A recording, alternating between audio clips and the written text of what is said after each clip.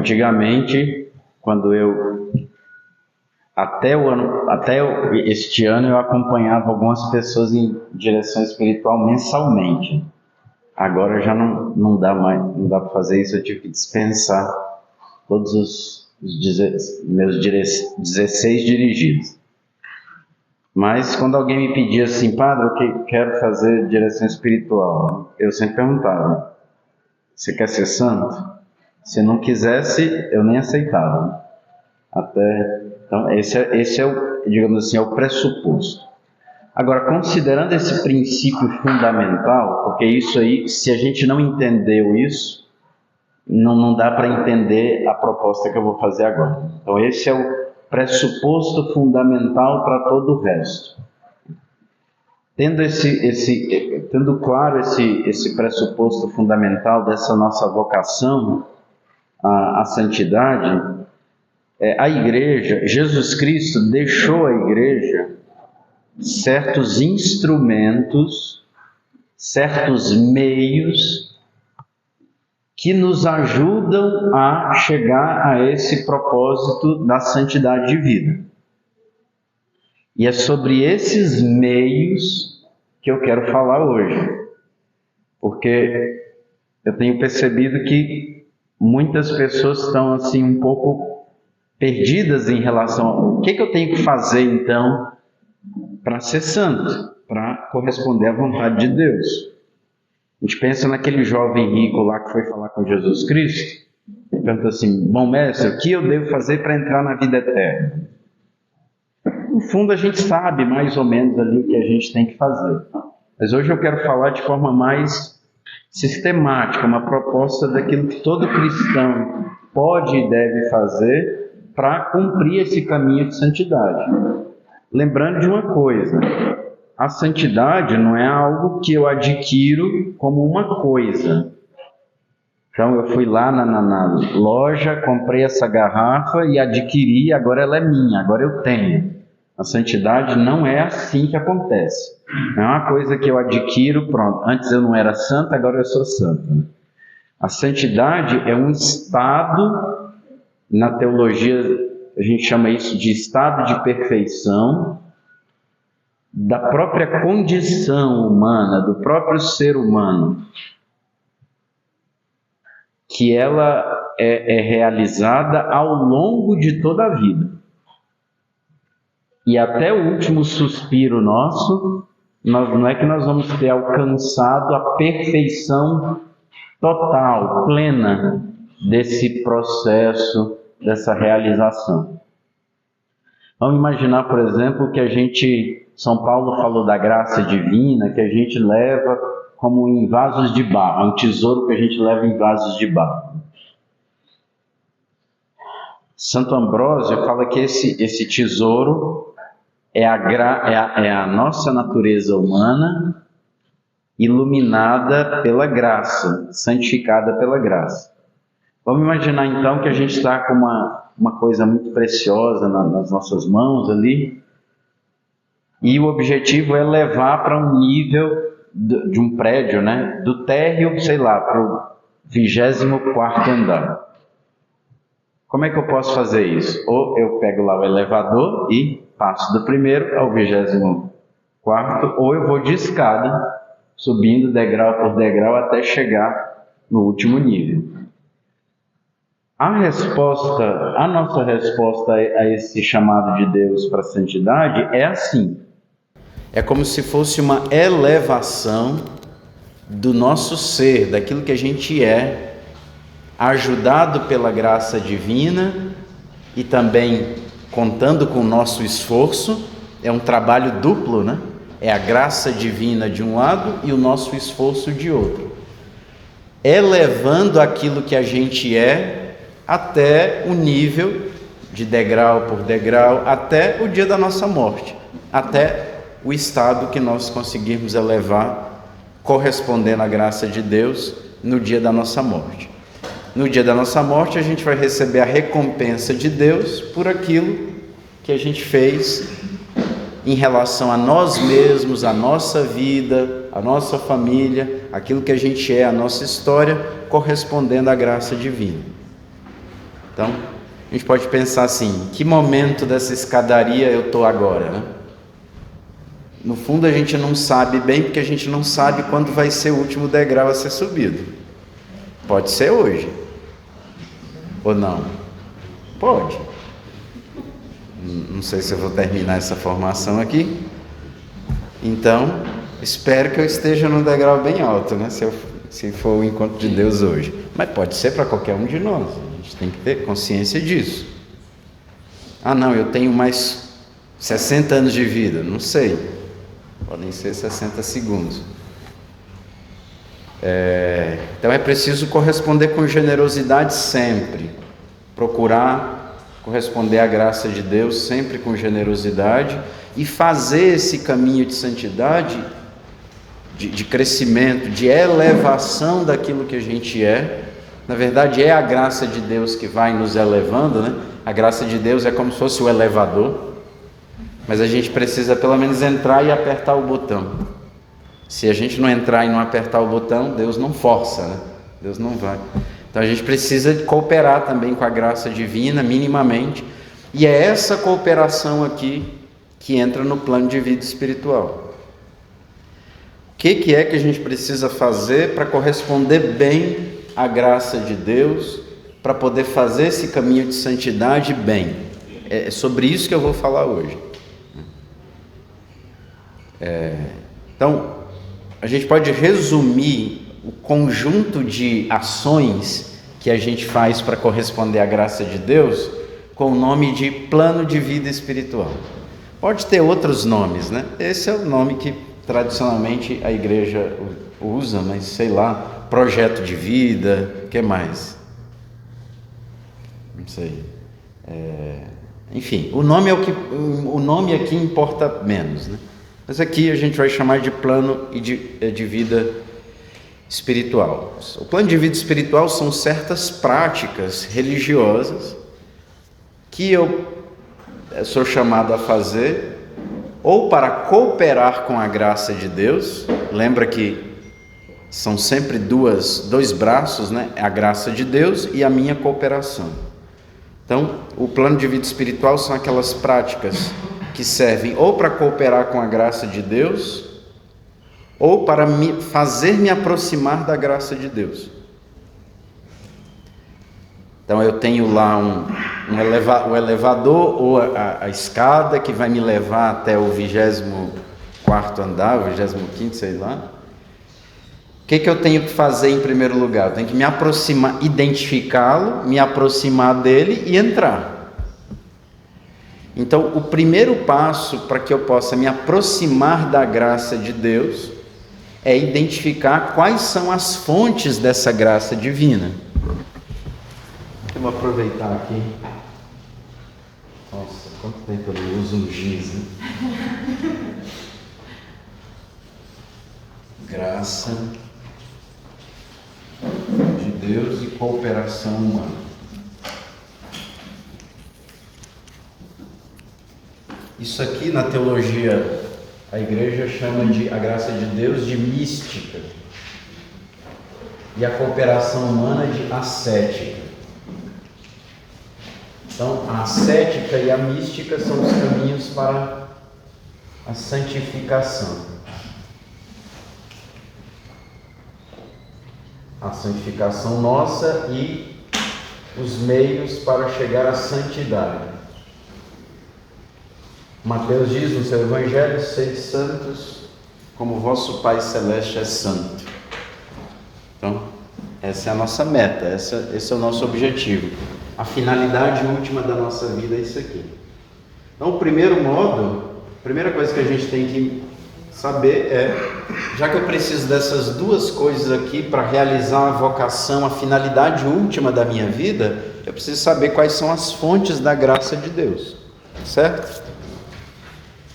Quais são as fontes originárias, digamos assim, as fontes ali puras da graça de Deus na nossa vida? São os sacramentos. Em primeiro lugar, a porta de todos os sacramentos, que é o batismo. Acho que não tem ninguém não batizado aqui, né? Ótimo.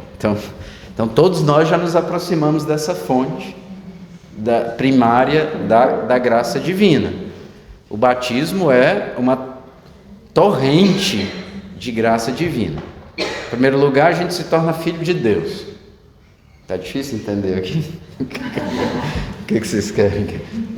Graça de Deus, mística, cooperação humana, ascética, santificação é o meio para alcançar a santidade.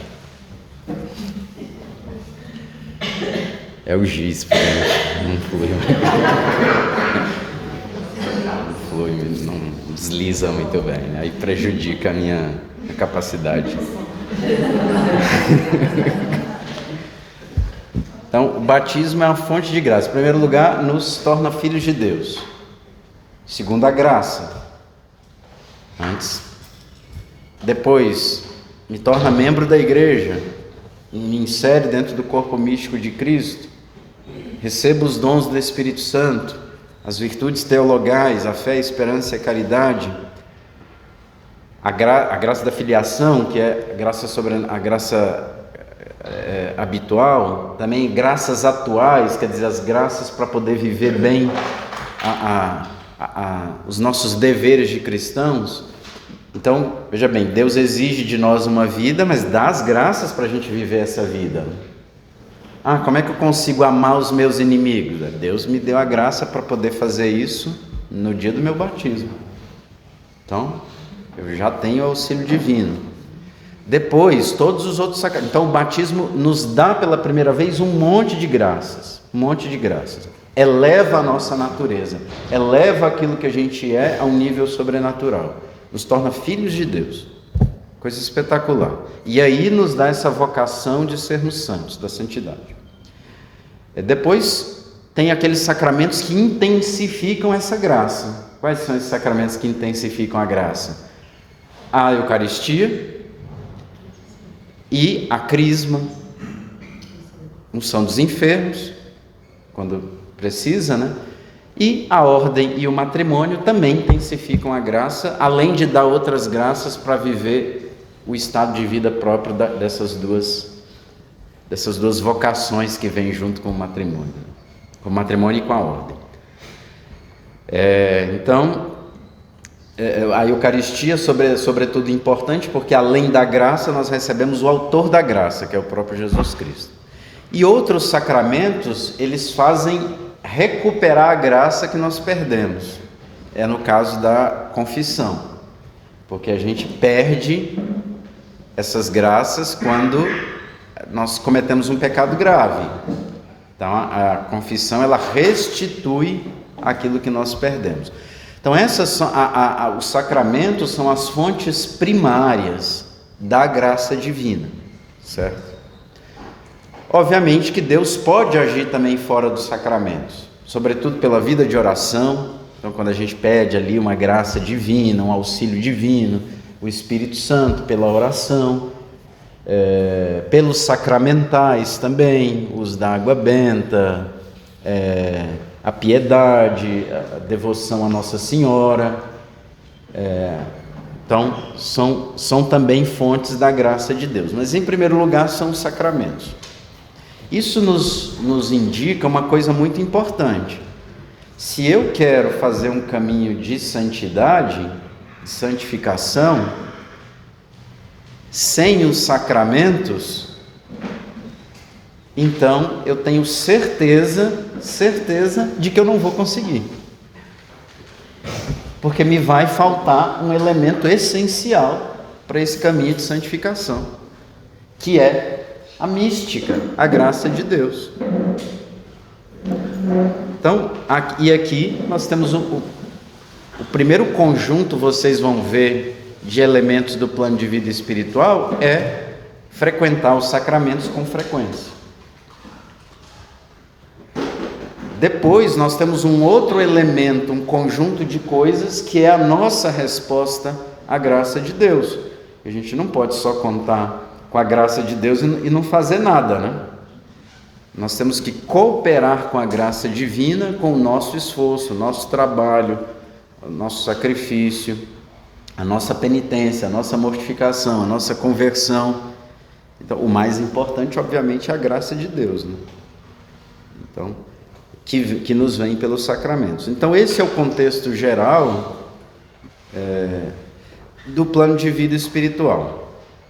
Se o Data Show chegar, eu vou projetar aqui para vocês esse plano de vida espiritual que um padre amigo meu fez aqui, uma tabelinha bem completa para o mês. Diária, na verdade é um diário que tem com 31 dias, né? Que pode ajudar, que eu vou enviar para vocês depois e vai ajudar. Nesse plano de vida espiritual aqui tem todos os elementos que eu vou falar aqui agora. Então, invariavelmente, esses elementos que eu vou dizer agora, eles fazem parte ou da mística ou da ascética. Ou são coisas relacionadas aos sacramentos e à oração, mas coisas que Deus faz na nossa alma, ou são a nossa colaboração àquilo que Deus faz na nossa alma, certo? Ou faz parte da mística, ou faz parte da ascética. Ou é a ação de Deus, ou é a minha resposta à ação de Deus. Agora, Deus sempre age, né? Quando nós damos um mínimo de abertura para Ele. Como eu disse, o que a gente precisa fazer se a gente quer subir o elevador, saber onde está o elevador, ir lá, entrar e apertar o botão. O resto a gente não precisa fazer, né? Então, com a graça divina, em relação à graça divina é assim também. Deus age. Sempre me chamou a atenção na parábola do semeador. A princípio, se a gente ler a parábola do semeador, o semeador parece displicente. Como é que um semeador que vai semeando assim, sem cuidado nenhum, né? À beira da estrada, nas pedras, com espinho, desperdiçando a semente boa, né? Semente boa. Mas, obviamente que é uma parábola, né? Jesus não quer ali dar uma aula de agricultura ou de um modo correto de se plantar. Mas isso mostra que o semeador semeia sempre com abundância e boa semente. Isso quer dizer que Deus não nos deixa faltar a graça para nada. Para nada. Agora, é claro que às vezes o nosso terreno, o terreno da nossa alma é que é pedregoso, é cheio de espinho, ou é cheio de coisas lá que atrapalham a graça de Deus, ou que impedem a graça de Deus de frutificar. Mas a graça de Deus sempre tem. Então, quais são essas práticas que a igreja sempre ensinou que vão nos levar a ser santos? O que eu preciso fazer então para ser santo? Eu vou citar aqui todas, são 16 práticas. É óbvio que isso pode ser acrescentado outras coisas, mas eu vou falar aqui do mínimo que a gente precisa fazer para poder ter uma vida espiritual decente, né? Digamos assim, uma vida espiritual mínima para poder fazer esse caminho de santidade, senão a gente vai ficar para trás, a gente vai se distrair com outras coisas. Em primeiro lugar, oferecimento de si. Vou citar todas, depois eu vou explicar algumas. E depois vou enviar o resumo da explicação para vocês. Oferecimento de si. Exame de consciência. Santa Missa. Devoção a Nossa Senhora. Devoção ao Santíssimo Sacramento.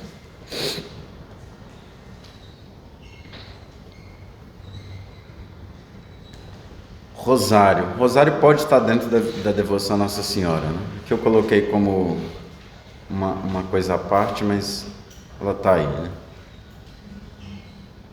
Leitura espiritual. Leitura do Evangelho.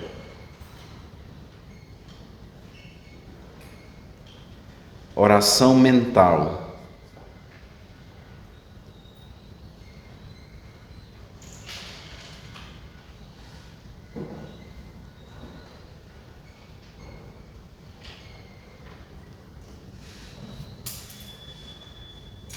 mortificação.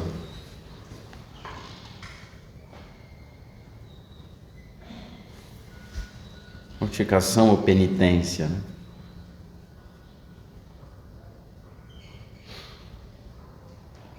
Cultivo da presença de Deus.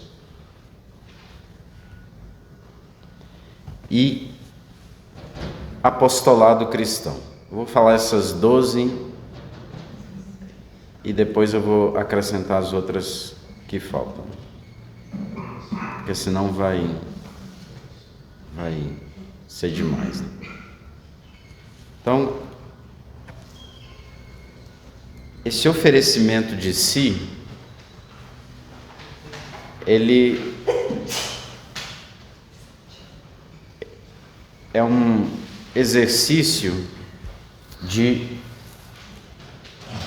oferecer a si mesmo e todas as suas obras a Deus. É, por exemplo, algo que Santa Teresa recomendava às suas irmãs. Tem momentos especiais que a gente pode fazer o oferecimento de si a Deus. Então, por exemplo, no dia do batismo, os pais fazem em nome da própria criança esse oferecimento a Deus e a Nossa Senhora. No dia da primeira comunhão é uma ocasião importante. No dia no dia da ordenação, no dia da crisma, no dia do casamento. Então são ocasiões importantes na nossa vida que a gente pode fazer essa oferta de si mesmo. São Filipe Neri chamava isso de oblação de si mesmo. O que é a oblação? A oblação no Antigo Testamento era uma oferta de alguma coisa que era consagrada para Deus. Então podia ser uma oferta votiva, alguém que fez uma promessa e foi lá e consagrou, ofereceu alguma coisa a Deus. Então, o oferecimento de si, a oferta de si, a oblação de si, isso está em todos os santos, né? Todos os santos. Às vezes eles chamam com nomes diferentes, mas está em todos os santos. Tem algumas ocasiões na nossa vida que a gente pode fazer isso formalmente, sei lá, por exemplo, tem algumas pessoas que fazem a consagração à Nossa Senhora, né? Por um método, por exemplo, São Luís, enfim, são ocasiões, mas é uma coisa que a gente precisa renovar todos os dias, no final das contas. Eu sou todo de Deus, e eu, sendo todo de Deus, ofereço a mim mesmo e tudo aquilo que eu for fazer para Deus. Então, esse é o ponto. Então a gente pode renovar essa oferta de si em vários momentos do dia. A gente pode fazer essa oferta de si de manhã, renová-la à noite, ir renovando durante o dia. É para nos lembrar, né, de quem nós somos e de que tudo aquilo que eu faço é dele, é para ele, por causa dele. Essa é a oferta de si. Então, São José Maria Escrivá, ele recomendava fazer a oferta de si, o oferecimento de si, com uma coisa que ele chamava particularmente de minuto heróico. Vocês já ouviram falar no minuto heróico? Minuto heróico é quando o despertador começa a fazer barulho e eu não espero um minuto para levantar. É heróico porque exige heroísmo, né? Não sei de vocês, mas de mim sempre exige. Exige um heroísmo tremendo. Mas é oferecer para Deus aquele primeiro instante do dia. Então, é dele, é de Deus. Por que não pode ter, como é que chama, a soneca no meu celular? Porque senão eu tiro um minuto que é de Deus. Estou tirando um tempo que é de Deus. Tem que ser de Deus esse primeiro minuto. Então, se eu vou lá apertando, durmo mais um pouco, eu estou roubando o tempo de Deus. Então, é um bom modo de começar o nosso dia oferecendo tudo para Deus. Eu posso fazer isso, então, acordando na hora, fazendo um compromisso com Deus. Ó Senhor, amanhã eu vou acordar esse horário, que é o meu primeiro encontro. Então, fazendo uma oração ao Espírito Santo, enfim, algum modo para exprimir essa oferta de si. E a gente pode renovar essa oferta durante o dia. Então, por exemplo, nós começamos a rezar aqui no colégio o Ângelus. O Ângelus é um modo muito concreto de, no meio do nosso dia, renovar essa entrega a Deus por meio de Nossa Senhora. Então, esse é um dos, eu diria, dos pontos fundamentais do plano de vida espiritual, é essa oferta de si. Então, aqui eu dei exemplos práticos de como fazer essa oferta de si, essa oblação de si. Mas é importante, por exemplo, que o primeiro momento da manhã seja de renovação dessa oferta da nossa vida, seja aquele primeiro instante do dia para Deus. Tem algumas orações que a gente aprende desde criança também para oferecer a Deus, enfim. A gente não tem uma fórmula fixa para isso. Depois, talvez a coisa mais importante, além dos sacramentos do plano de vida espiritual, seja isso que eu vou falar agora. Se chama exame de consciência. E aí o exame de consciência, eu preciso fazer todos os dias também. Assim como a oferta de si eu preciso fazer todos os dias, o exame de consciência eu também preciso fazer todos os dias. Quer dizer, a oferta de si está lá no início da manhã, o exame de consciência é a última coisa do dia. Por isso que ele é breve. Se você vai fazer um exame de consciência de 10 minutos, você vai dormir fazendo o exame de consciência e não vai fazê-lo. O exame de consciência tem que ser breve, no máximo 1 minuto. No máximo. Então, tem que ser breve. Porque senão, a pessoa não faz, né? Já no final do dia, cansado. O que é o exame de consciência? O exame de consciência tem 2 aspectos. E aí a gente vai entender por que ele é importante. O exame de consciência ele tem o propósito de nos fazer tomar consciência dos nossos pecados, dos nossos erros do dia. Não é da semana, do mês ou do ano. É do dia. É muito impressionante. Por exemplo, algumas pessoas chegam na confissão às vezes, dizendo assim: padre, eu não sei o que falar porque eu não tenho pecados. É, à primeira vista, um pouco impactante, mas a perguntinha aqui, outra pergunta ali, outra pergunta ali, você ajuda a pessoa a tomar consciência de que não é bem assim, né? Não é que tem pecados e às vezes tem muitos, né? Às vezes até eu costumo perguntar: quando foi a sua última confissão? Dependendo da resposta já é o primeiro pecado, né? Mas o que falta às vezes? Uma consciência dos próprios pecados, e às vezes a gente vai deixando escapar as coisas. O exame de consciência nos ajuda então a ter uma consciência delicada, bem informada em relação aos pecados daquele dia. Por isso é importante brevemente passar assim em análise: o que eu fiz de mal?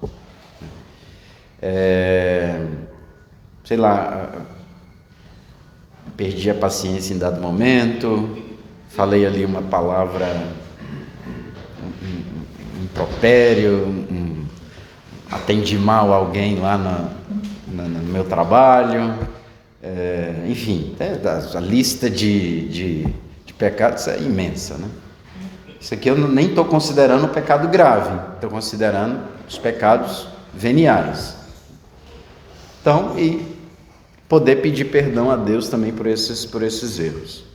Fazer isso todos os dias. Depois, tem um outro aspecto do exame de consciência que é o que a tradição da igreja chama de exame particular. O que é o exame particular? Que é um aspecto do plano de vida, do exame de consciência. É que, além de ter uma consciência dos erros que nós cometemos, a gente precisa ter um propósito pelo qual a gente luta.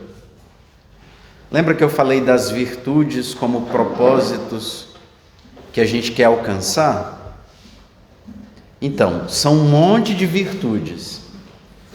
A gente precisa ter concretamente um propósito que visa uma virtude específica, pelo menos por 2 semanas.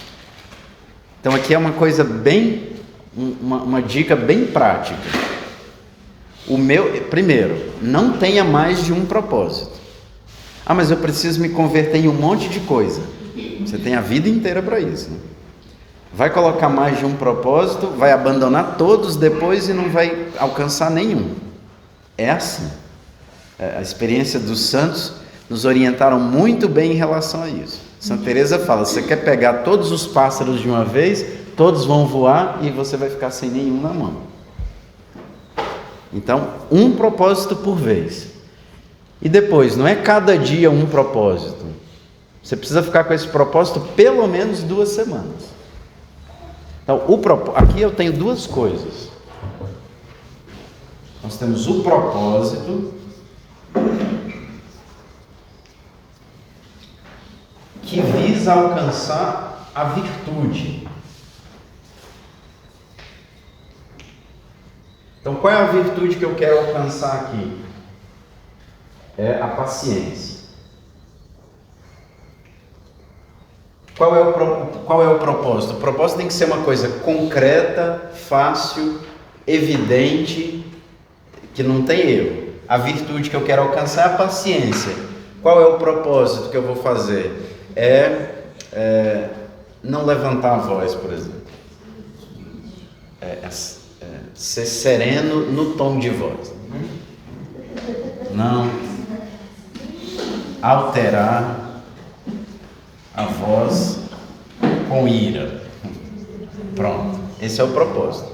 Então, é um propósito bem concreto, bem específico, bem claro.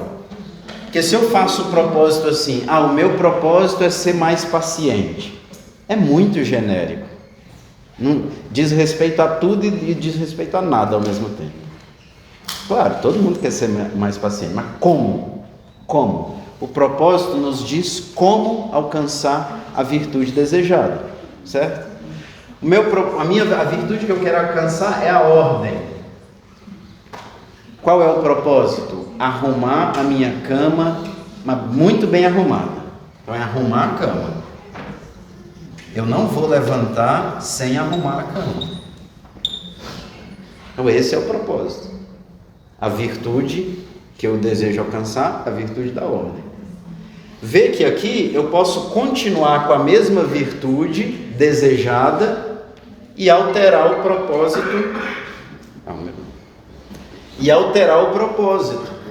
Então, eu passei lá 2 semanas procurando a virtude da paciência sem alterar a voz.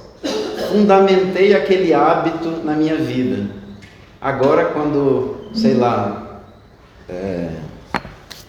alguém quebra a janela da sala, eu calmamente vou recolher os cacos, depois vou corrigir, explicar, etc.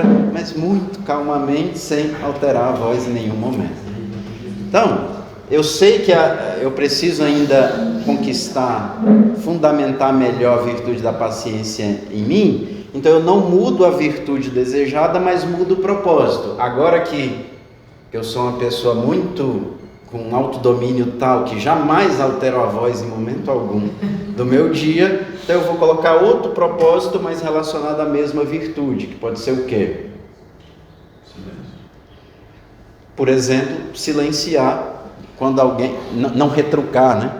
Quando alguém, me diz um desaforo, então eu não respondo. Pronto, é um outro propósito. Principalmente a depender do temperamento, isso pode ser um propósito bem difícil. Ou às vezes eu quero a mesma virtude da ordem, mas mudo o propósito. Agora que eu aprendi a arrumar a minha cama, mas de forma exemplar, a esposa até pede dicas de como é que o marido consegue fazer aquilo de forma tão rápida e tão perfeita. Então eu vou mudar o propósito, mas mantendo a mesma virtude. Então eu vou cuidar, não sei, da minha mesa ou da minha pontualidade. Então, eu posso fazer o propósito. Não vou chegar atrasado, por exemplo, na missa, se é uma coisa que eu faço. Ou não vou me atrasar, sei lá, para o trabalho, para a escola, etc, etc. Então, explicando o que é o propósito. O propósito é isso aqui que eu tenho que escolher. Então, o primeiro passo que eu tenho que fazer é saber na minha vida qual é a virtude necessária ou mais importante para mim agora, certo? Qual é a virtude? Todas essas virtudes que a gente está vendo aqui, da prudência, etc. O que é aquilo que eu preciso alcançar de forma melhor? E uma vez que eu sei qual é a virtude, eu estabeleço o propósito.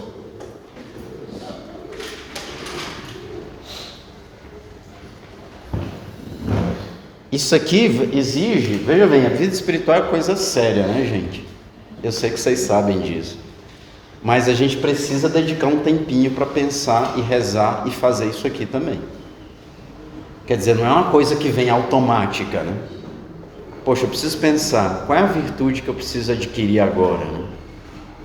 Eu preciso de tal virtude, eu preciso melhorar nisso. Então, baseado nisso, qual é o propósito que eu vou fazer diante de Deus para alcançar essa virtude? A gente faz planejamento para um monte de coisas, mas em geral a gente não faz tanto planejamento assim. Eu vou pensar na minha vida espiritual, no meu plano de vida espiritual, o que eu vou fazer para agradar a Deus, para ser santo. É sobre isso aqui que eu estou falando, né? Então cada um tem que pensar nisso aí. A virtude, escolher um propósito. Mas eu preciso muito de 2. Não, é um propósito só. Se você escolher 2, depois não reclama que não vai dar certo, né? Um propósito só. E esse propósito aqui que eu vou retomar lá no final do meu dia, no exame de consciência, qual é o meu ponto de luta?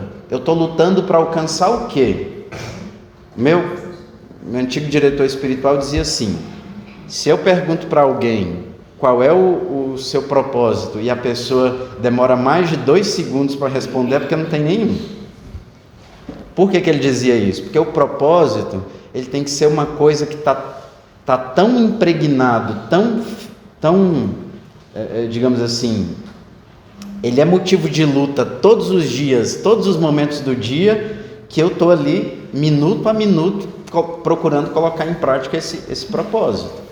E aí no exame de consciência eu vou retomar se eu vivi bem, especialmente o propósito, o ponto de luta que a gente chama de exame particular, que a tradição da igreja chama de exame particular, certo? Então eu vou pensar, hoje eu fui impaciente, hoje eu me atrasei, hoje eu não rezei direito, hoje eu me distraí, eu fechei um motorista no trânsito. Senhor, perdão por tudo isso, mas especialmente eu falei alto ali, perdi a paciência e falei alto. Então, eu vou pedir perdão a Deus e vou retomar esse propósito para o dia seguinte. Eu vou renovar esse propósito para o dia seguinte. Senhor, perdão, porque me descontrolei ali no momento do dia, me ajuda a ser melhor amanhã. E aí a gente retoma o propósito para o dia seguinte. E a gente vai fazer isso todos os dias, pelo menos por 2 semanas. Porque qual é o objetivo? Fundamentar a virtude pelo propósito. Então aquilo vai virar um hábito.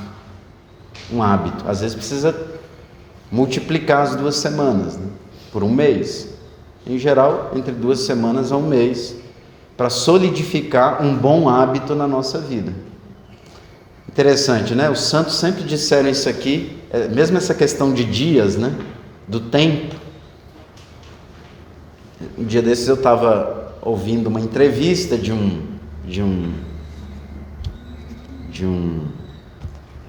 como é que chama? Colega do Davi, um especialista em educação física, né?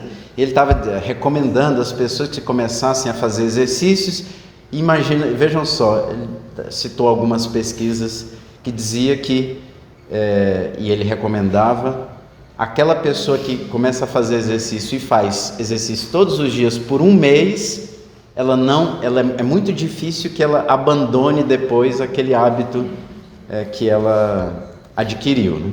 Então ele recomendava todos os dias um mês de exercício como período para superar o desejo ou o risco de deixar o hábito dos exercícios. Veja bem que os santos tinham também essa intuição, pela experiência, mas também por graça e inspiração divina, e sugeriam isso, entre 2 semanas e um mês, para você solidificar um hábito e deixá-lo ali arraigado na sua vida.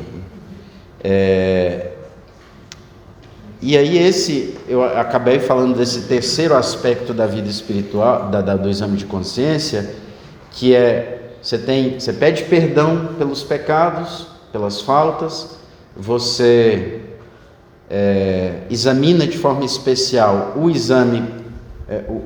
propósito, e depois você retoma esse propósito para o dia seguinte, você renova esse propósito para o dia seguinte. E aí no dia seguinte você pode, por exemplo, quando você faz a oferta de si, a sua oração, ir lembrando desse propósito. Durante o dia você tem que ir lembrando desse propósito. Por isso que o meu diretor espiritual dizia, né, se alguém perguntar qual é o seu propósito, né, digamos assim, e a pessoa propósito, não tem nenhum. Significa o quê? Que não está lutando, porque o propósito é luta diária, firme, todos os dias, várias vezes ao dia, minuto a minuto. É a batalha especial. Quer dizer, a gente vai se esforçar para ser bom em tudo, né? Eu estou me esforçando para arrumar a cama, então não faço mais nada, né? Não é assim. Mas como eu vou dizer, é uma energia especial que eu vou colocar naquele ponto em específico. Vou procurar ser bom em todas as coisas, mas naquele ponto eu vou colocar uma energia especial, um combate especial. Então, se eu faço isso, eu vou, de fato, alcançando as virtudes que eu desejo alcançar. Se eu não faço exame de consciência à noite, o que acontece? Eu faço lá um retiro, participo de um encontro, participo de uma pregação, e aí faço um propósito, levando em conta que eu fiz um propósito concreto, né?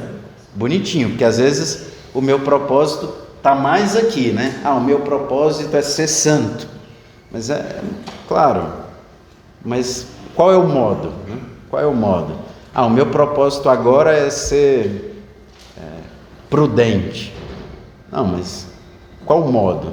Então, vamos supor que eu fiz um propósito corretamente, que eu ouvi uma pregação sobre a importância da santificação pela arrumação da cama, e fiz um propósito, a partir de agora a minha cama vai ser mais perfeita. Mas a gente não faz o exame de consciência. Então aquele propósito dura o primeiro dia, o segundo, o terceiro, talvez no quarto.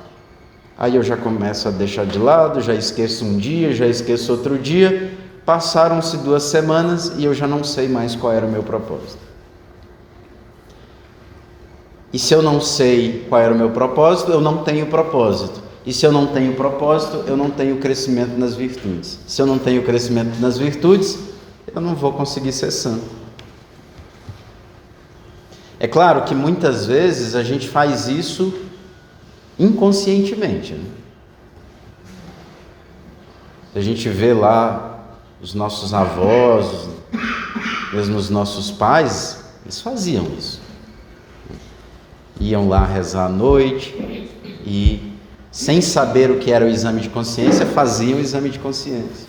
Iam rezar de manhã sem saber o que significava retomar os propósitos, retomava o propósito.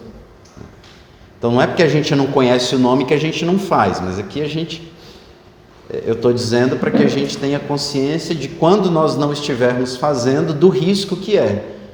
não fazer o exame de consciência é um risco para a nossa vida espiritual de ficar parado. Muitas pessoas falam isso, né? Eu não sei, eu cheguei a um ponto na minha vida espiritual, não é que eu voltei à vida longe de Deus, que às vezes tinha, mas parece que não progrido mais, não cresço mais. São sempre os mesmos pecados, sempre as mesmas falhas, sempre as mesmas coisas, sempre as mesmas dificuldades, e a pessoa não sabe o que fazer. Às vezes o que está faltando? Propósito. E o exame de consciência nos obriga a retomar o propósito. Então, o exame de consciência é fundamental. É das primeiras coisas que eu explico para alguém quando se trata de, digamos assim, de um caminho, de direção espiritual, é a importância do exame de consciência. Certo? Então eu vou enviar para vocês isso aqui. Deixa eu ver se eu mostro o esquema geral que fez, foi um padre amigo que fez para mim. É só para a gente ter uma visão geral. Ali tem o plano de vida espiritual, nome, mês, anos, e aí tem cada dia. Ele fez uma espécie de tabelinha, tem cada item do plano de vida espiritual, manhã, durante o dia, noite, e aí você vai marcando como se fosse uma tabelinha mesmo, para ajudar na organização, a não esquecer nada, porque às vezes a gente deixa assim também para nossa memória, nem sempre funciona. Aí passa o dia, a gente não reserva isso, né? E não, enfim, é só para mostrar uma visão geral. E aí ele escreveu uma breve explicação de todos os itens. Isso que eu falei aqui, claro, não tem todos os detalhes, como eu fiz aqui, por exemplo, no exame de consciência, mas aí eu recomendo, acho que tá bom, cara, só para dar essa visão geral. E aí tem um livro que eu recomendo para vocês, porque é a explicação detalhada, com uma linguagem muito acessível, dessas coisas do plano de vida espiritual que eu falei um pouco aqui, que é um livro chamado Para Estar com Deus. Para Estar com Deus, do Padre Francisco Faus. Ele colocou à disposição esse livro em PDF no site dele, né? Então quem quiser pode procurar. Francisco Faus. Se chama Para Estar com Deus. Tá certo? Então, lembrando que essas coisas são os instrumentos que Deus nos deixou para que a gente alcance a nossa finalidade última, que é a santidade. Tem aqui, eu não sei se é o mesmo, Padre Faus. Ele tem episódios no Spotify, e ele vai falando. Tem. Ele faz meditações, pregações. Vale muito a pena ouvir o Padre Francisco Faus. É um velhinho muito simpático, e sobretudo ele dedicou a vida inteira a escrever e a falar e a pregar retiro, a falar sobre coisas da vida espiritual. Oi? São episódios rápidos, de 10 minutos. Sim, exatamente. Tem no Spotify, tem no YouTube, no site dele também tem muito áudio, muitos artigos, muitos textos, sempre relacionados ou a virtudes ou a vida espiritual. Então vale muito a pena. Então, é porque aqui não dá, cada item desse seria uma formação, né? A gente vai levar 7 anos, 16 anos para passar de um por um, não dá.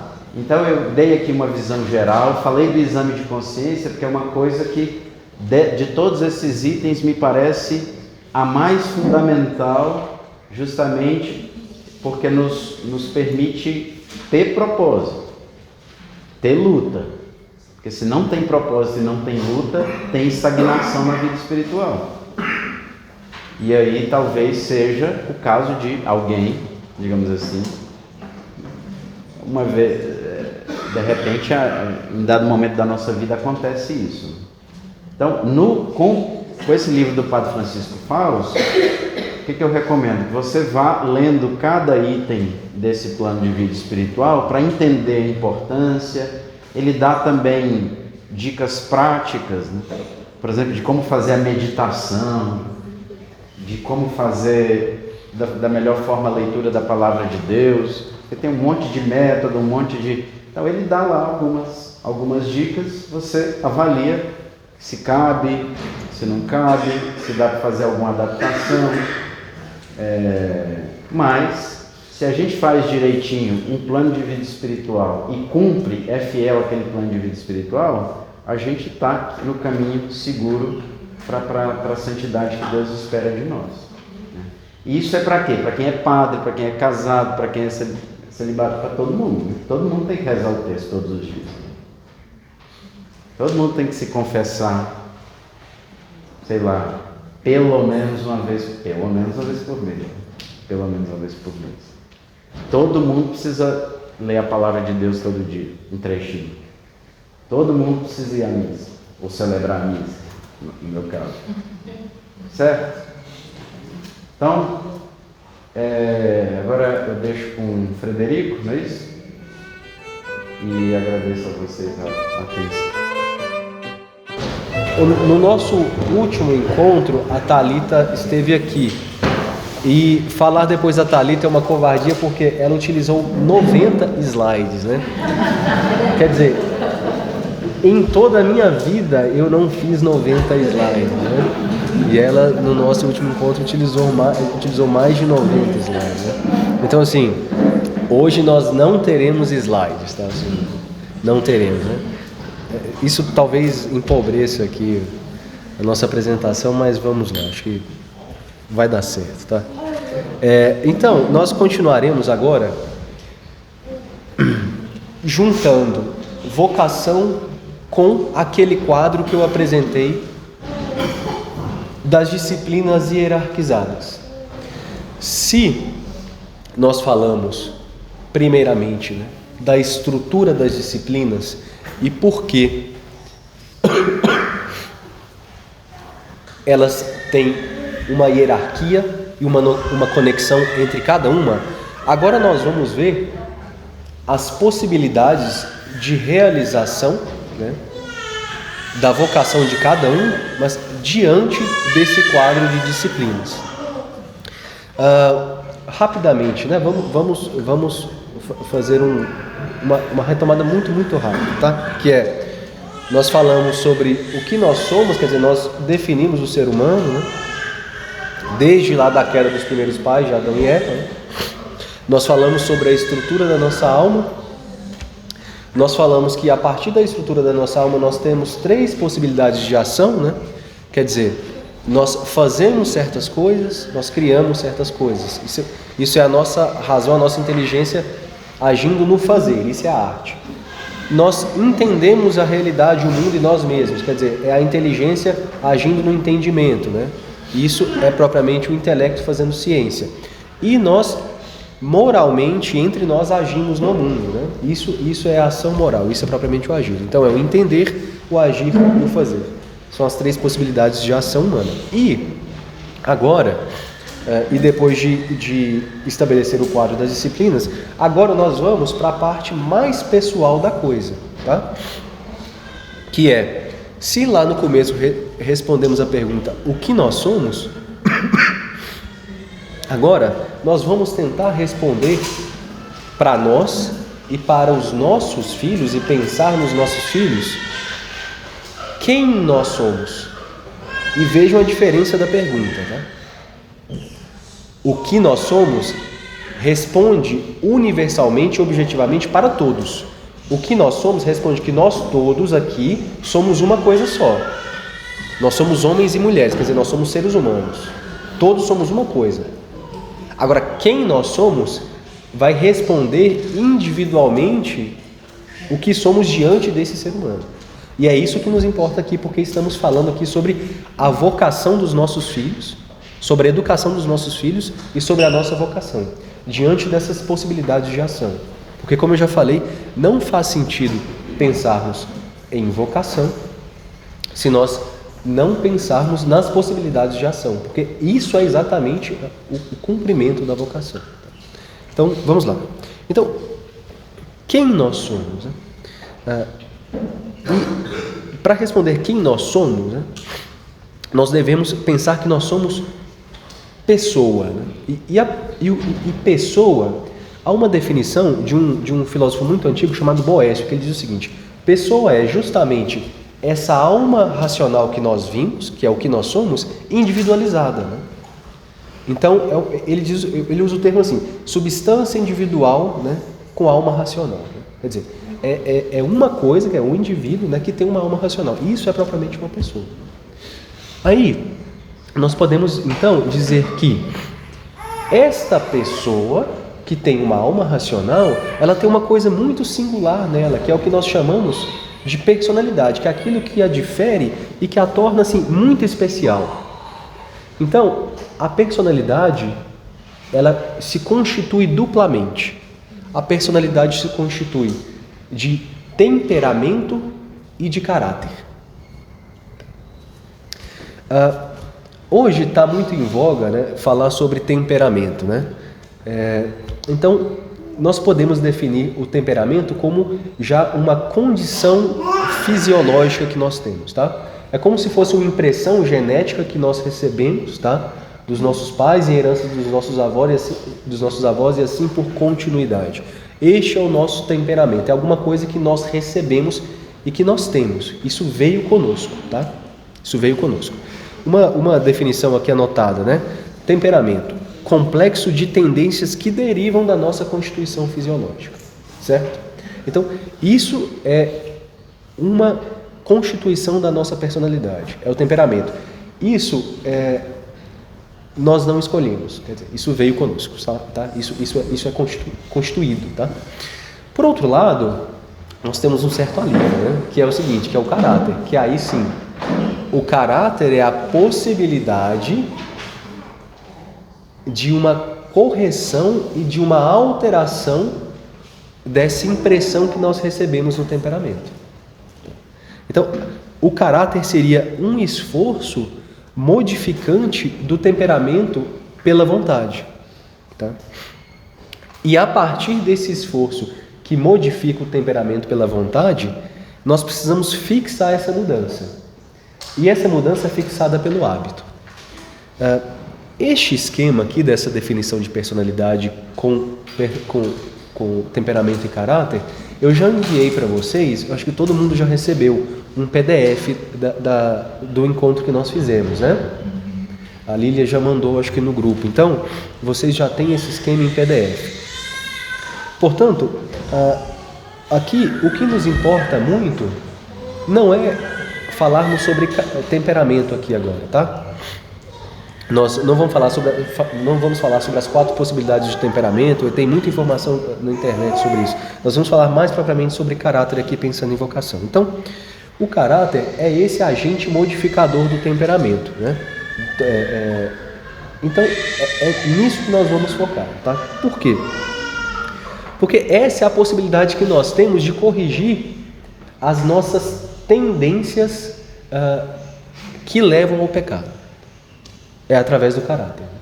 Mas como fazer isso? Como fixar, então, esse hábito que modifica o temperamento? Justamente a partir de tudo isso que o padre tem nos falado. A aquisição e o desenvolvimento das virtudes. Este é o caminho central. Então, desenvolver caráter é adquirir virtudes. Não há outra possibilidade e não há outro meio. Aqui eu trago uma citação de São Gregório de Nissa, ainda do século IV, tá? São Gregório diz o seguinte: ser sujeito de mudança é nascer continuamente, mas aqui o nascimento não vem por intervenção externa. Ela é o resultado de uma escolha livre e nós somos, portanto, de certo modo, os nossos próprios genitores, criando-nos como queremos e, com a nossa escolha, dando-nos a forma que queremos. Isso está num texto dele sobre a vida de Moisés. Ainda no século IV também, Santo Agostinho diz algo parecido. Isso num comentário à Epístola de São João, que Santo Agostinho diz. Ele diz o seguinte: a idade do corpo não depende da nossa vontade. Portanto, ninguém, do ponto de vista corpóreo, cresce quando quer, nem nasce quando quer. Mas ali onde o nascimento depende da nossa vontade, no nosso caso aqui estamos falando do caráter, né? Também o crescimento depende, portanto, do caráter, da nossa vontade. Então, não é um tema novo na igreja, é um tema muito antigo, mas que se nós perdemos isso, né, e se nós não temos isso no horizonte, nós precisamos retomar, que é o desenvolvimento das virtudes, né, para que o caráter consiga alterar aquilo em que não estiver correto no nosso temperamento, tá? Para que nós consigamos desenvolver nossas virtudes para realmente cumprirmos a nossa vocação aqui na Terra. Sobre as virtudes também nós não vamos falar muito, porque o padre aqui tem falado muito sobre isso, vamos só passar rapidamente pelas 4 virtudes humanas, né? A primeira, a prudência, que é propriamente uma virtude intelectual, né? Que ela aperfeiçoa a potência intelectiva, isso a prudência. A prudência é a rainha das virtudes humanas, tá? Então ela aperfeiçoa a potência intelectiva, tanto a prática no agir, quanto a intelectiva no fazer, na arte e no entender, tá? Então, abaixo da prudência, que é essa primeira virtude intelectiva, há as 3 virtudes humanas também que são morais, né?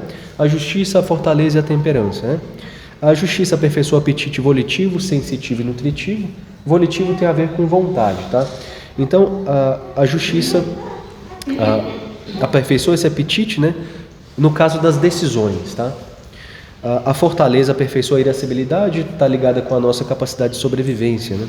E a temperança aperfeiçoa a concupiscência, que está ligado à nossa reprodução, ao apetite sexual e aos bens materiais, né? Então, este caminho das virtudes é o caminho que nós devemos pensar para agora nós desembocarmos, né? E nós cairmos propriamente no tema da vocação, tá? Por quê? Para pensar nos nossos filhos, né? Quem são nossos filhos e pensar em nós mesmos, né?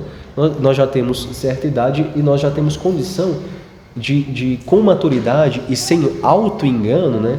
Pensar sobre a nossa vocação, né? Pensar sobre o caminho que estamos trilhando, ou o caminho que trilhamos até agora e o caminho que, se agora parece não estar correto, bom, ainda há tempo, né?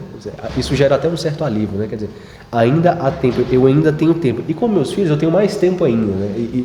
E agora, né? Enfim, com muita informação e com possibilidade de formação mesmo, né? Nossa, né? Isso é muito bom, né? Pensando na educação dos nossos filhos e na salvação da alma deles, né?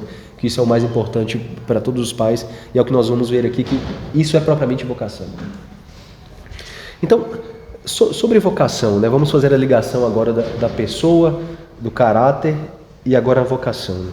Propriamente, a vocação, nós poderíamos dizer que é o apelo de Deus à pessoa humana, tá? Para que esta pessoa coopere com a nova aliança. De outro modo, em outras palavras, a vocação é quando eu coloco a minha vontade a serviço e à disposição da vontade de Deus, para que a minha vontade, na verdade, seja a mesma vontade de Deus. É como se fosse, eu vou parelhar as duas coisas, tá? Então, Deus tem uma vontade, um cumprimento de ação para a minha pessoa, para quem eu sou, para a minha personalidade. E eu tenho vontade. A minha vocação é exatamente pegar esta minha vontade e colocá-la à disposição da vontade de Deus. Isso propriamente é vocação. É uma resposta à vontade e ao chamado de Deus. Mas de que modo? De um modo individual e não de um modo coletivo. O termo é o mesmo termo usado para a verdade, o termo da vontade aqui. É um termo de adequação de vontade. Quer dizer, responder à vocação não é descobrir qual é a minha vontade, é adequar a minha vontade, na verdade, à vontade de Deus. Esta é resposta verdadeira à pergunta da vocação. Porque se eu me pergunto assim, veja, o que eu vim fazer aqui nessa existência? Por que eu existo? Algum motivo há? Algum motivo há? Então, a minha vontade, essa resposta não pode ser a minha vontade, já que ela foi criada por uma vontade muito maior que a minha, que é a vontade de Deus. Então, a resposta sempre estará nisso, na adequação da minha vontade à adequação da vontade de Deus. Agora, nós podemos pensar assim, como descobrir isso, né? Como pensar melhor sobre isso, né? Então, no cumprimento da vontade, né? Pensando na vocação, pensando sempre na vocação, antes de falarmos mais especificamente sobre as possibilidades de vocação, eu gostaria de falar com vocês sobre definitivamente 3 coisas que não são vocação e que no mundo moderno se confundem com vocação, já para a gente excluir de cara essas 3 possibilidades. Tá? Por quê? Porque vamos dizer assim, essa bagunça que se tem hoje em relação à vocação, ela é geradora de frustrações e problemas, tá? Tanto de filhos com pais quanto entre marido e mulher. Tá? Primeiro, vocação não é profissão. A primeira coisa que nós temos que ter em mente. Vocação definitivamente não é profissão. Profissão é um modo moderno de se converter esforço em matéria, em bens materiais. Isso é que é profissão, é uma condição moderna. Tá? Isso é uma condição moderna de um negócio chamado trabalho, né? Quer dizer, isso é uma condição do nosso estado aqui depois do pecado original, né? Quer dizer, depois do pecado original, o que foi dito para nós, né? Quer dizer, o pão agora vai vir de onde? Do esforço, do suor, né? Do nosso trabalho, né?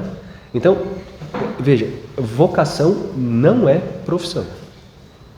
Descobrir um modo de ganhar dinheiro não é descobrir a vocação. Definitivamente não é isso, tá? Isso não pode se confundir. Quando a educação é uma educação exclusivamente técnica, laica e desconectada da fé, tem-se vamos dizer assim, esse entendimento raso, né? Mas ele é limitadíssimo, né? Confundir isso, tá? É muito limitado confundir essas coisas, tá?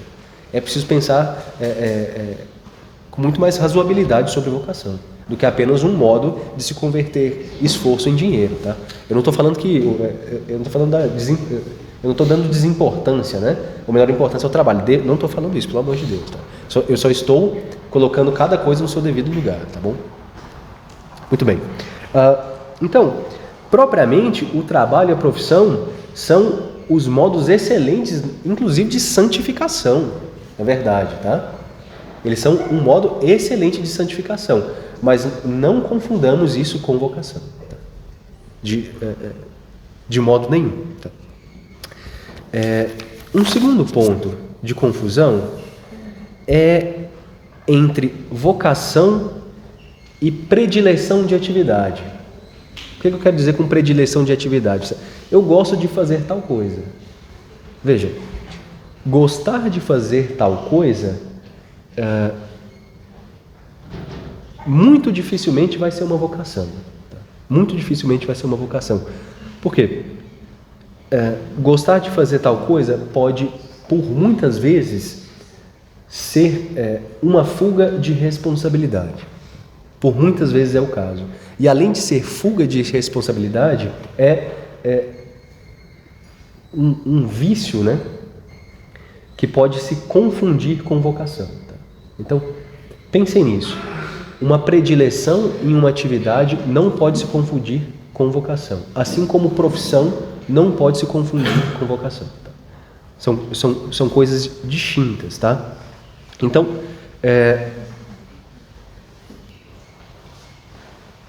uma terceira, né, ação que não pode se confundir, né, é o que eu tô chamando aqui, né, de um fetiche ou um excesso de interesses, tá?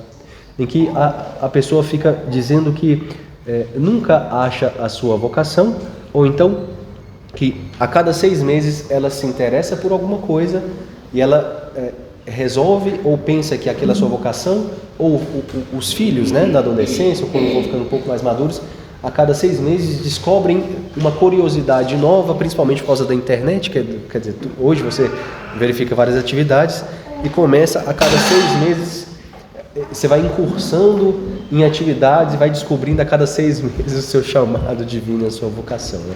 Veja, isso é o que eu chamo de fetiche, tá, do YouTube, né? Isso também não pode se confundir, isso inclusive pode ser também um vício de fuga de responsabilidade, tá? A cada 6 meses descobrir uma vocação que o YouTube te mostra ali, né? Quer dizer, isso pode ser falta de ordem também, né? Isso pode ser uma, vamos dizer assim, uma moleza do espírito, uma falta de educação da vontade, inclusive, né? Por isso, quando pensamos nos nossos filhos, é preciso muito ter preocupação com isso, né? A educação da vontade dos filhos, né?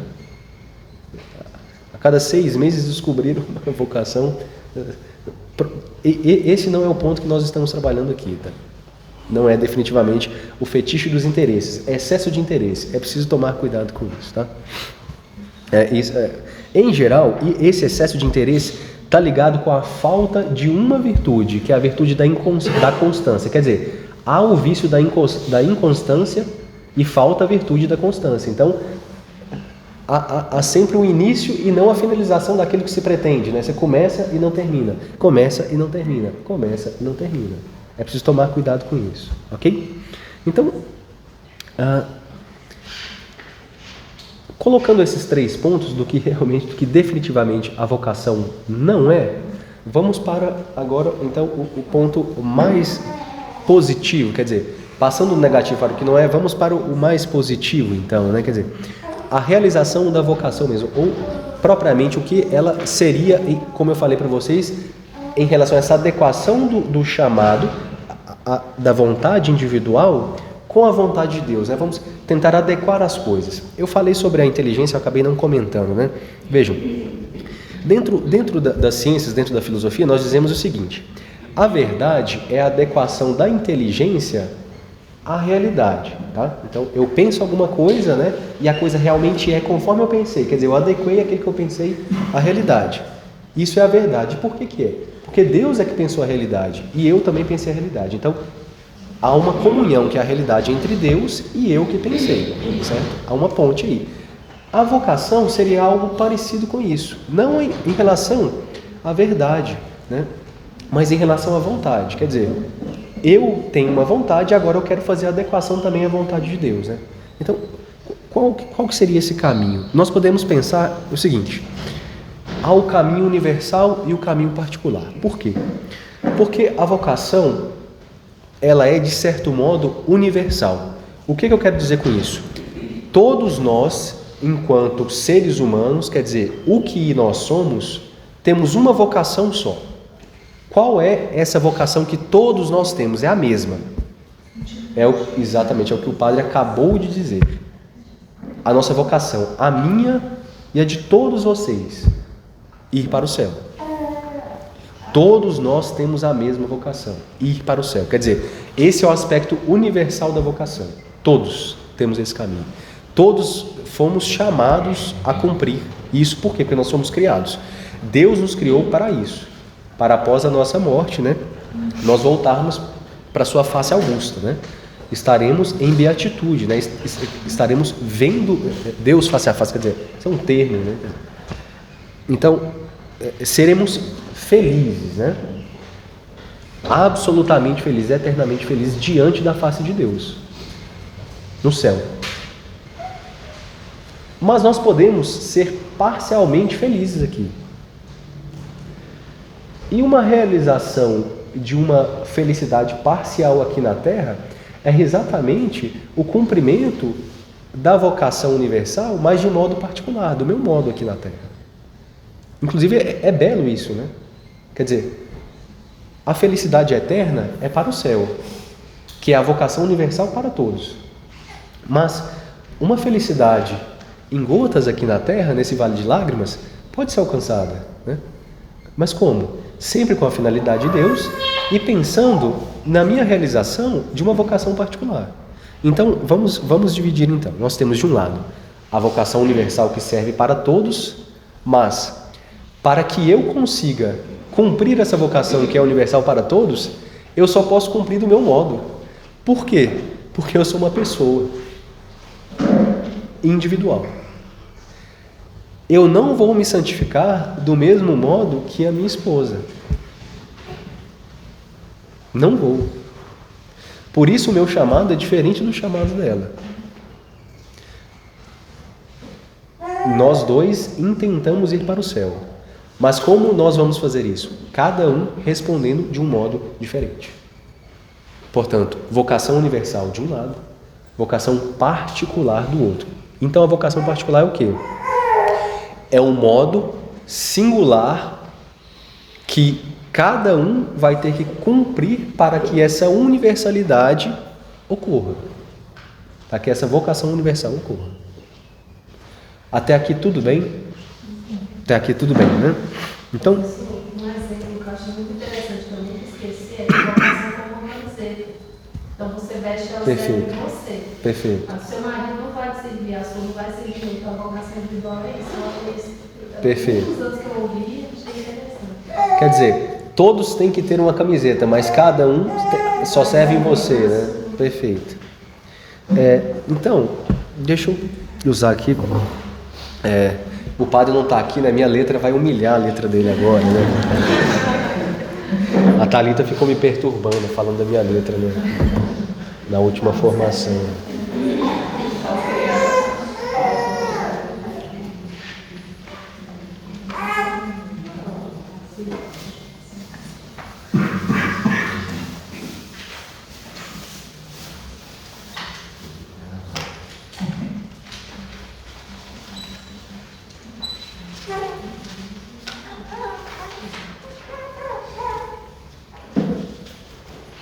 Aqui, veja, só para nós termos uma estrutura do cumprimento, né, da execução da nossa vocação, do nosso chamado e dos nossos filhos, que é: as nossas atividades, elas precisam sempre ser hierarquizadas. Portanto, para cada pessoa, quando a gente pensa na nossa vida, na nossa santificação e, consequentemente, na sua vocação, nós temos sempre que colocar em primeiro lugar Deus, a família, o trabalho e as demais atividades. As coisas de maior importância para as coisas que têm menor importância. E aí, há uma relação aqui de razão inversa entre a determinação da vocação e das atividades. A razão inversa seria o que nós chamamos de inversamente proporcional. Que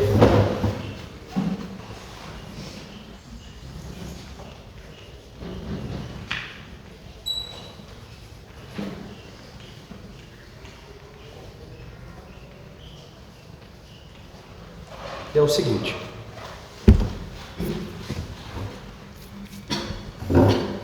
para todos nós, ir para o céu não está em discussão.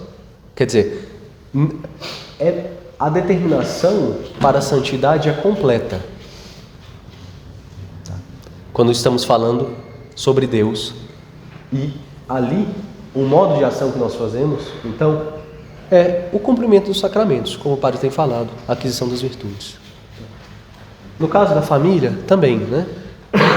Então, veja, todos nós, leigos ou os sacerdotes, visam o céu, tá? Nós queremos ir para o céu.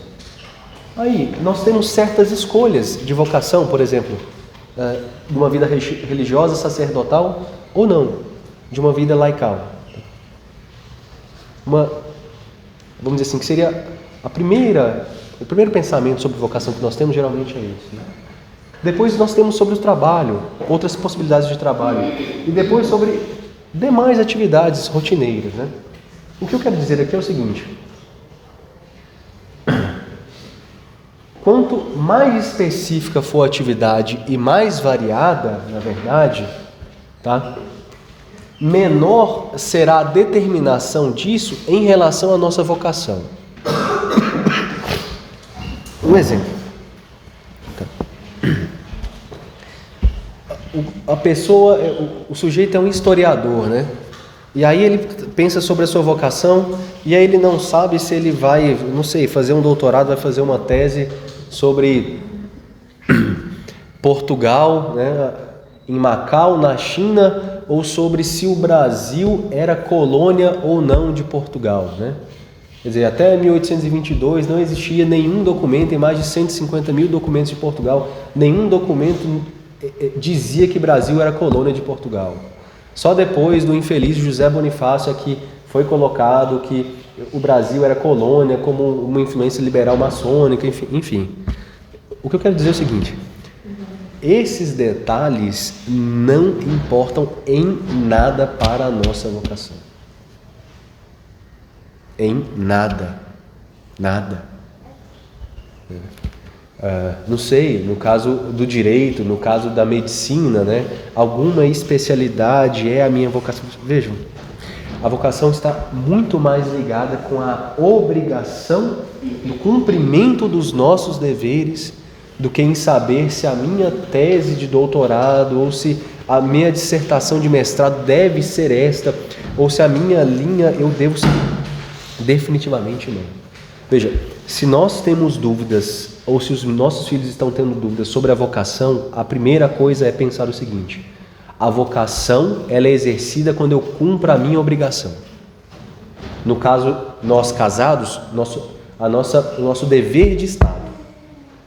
Quem cumpre o dever de Estado não erra a obrigação, não erra a vocação. O que é cumprir o dever de Estado? Fazer aquilo que se deve fazer enquanto marido, no caso dos maridos, e das esposas e mães, no caso de esposa e mãe. É claro, primeiro cumprir os sacramentos, os deveres com Deus e com a igreja, né? Eu estou cumprindo os deveres com Deus e com a igreja? Estou. Bom, então primeiramente, primeiro ponto, eu estou respondendo a minha vocação, a universal. Eu estou cumprindo os meus deveres familiares, o meu dever de Estado?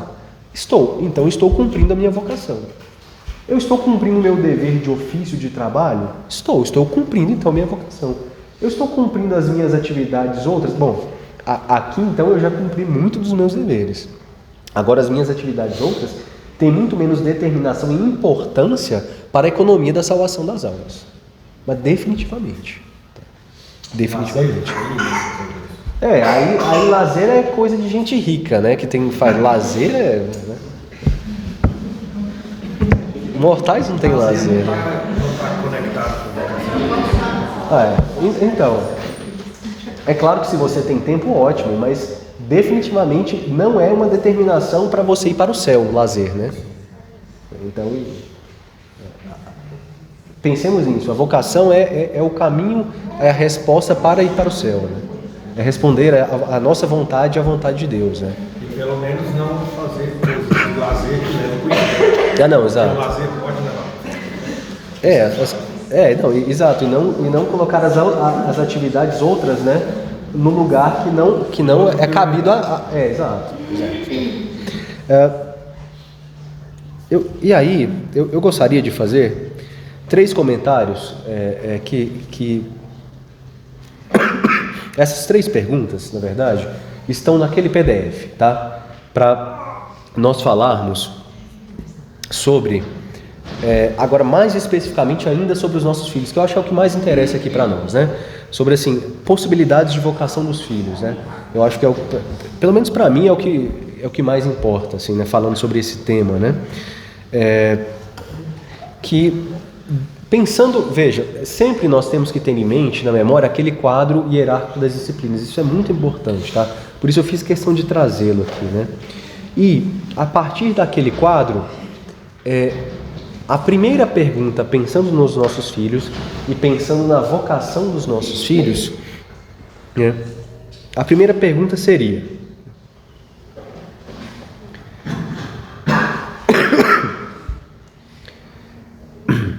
observando o meu filho, observando os meus filhos, né?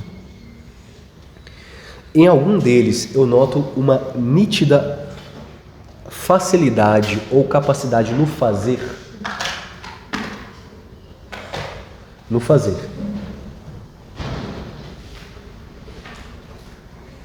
Ou seja, uma inclinação para o dominar o corpo na alteração das formas externas, daquilo que está em volta dele, né?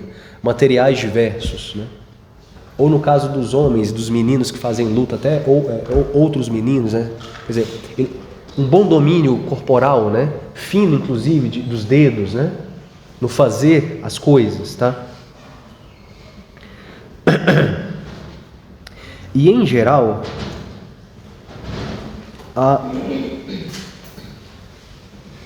os jovens que têm essa capacidade, eles têm muita sensibilidade, tá?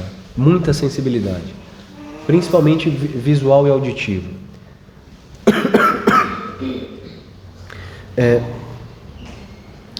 Quando nós pensamos então em alguém que tem uma capacidade muito grande, tá? Em modelar objetos, em criar coisas,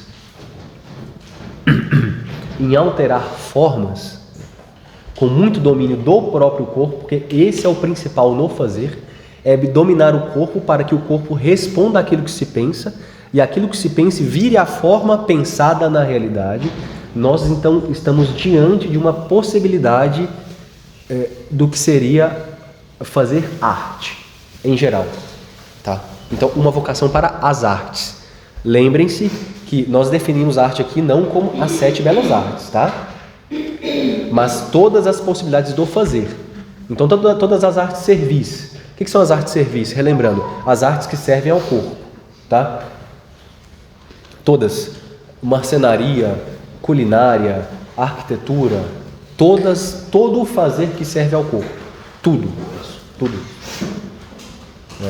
Então, eu não vou entrar em cada atividade, mas eu vou colocar os 3 pontos gerais, né, que nós devemos prestar atenção.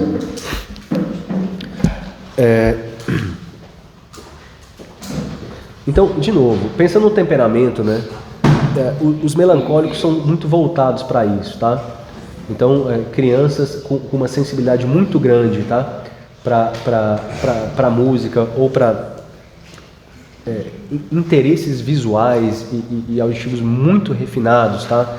E com um gosto muito refinado. Isso é muito interessante. Há crianças que desde muito pequenas elas têm um negócio que é um refinamento do gosto. Elas gostam de coisas boas.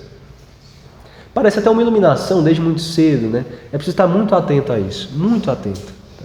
Porque isso pode ser um chamado, né?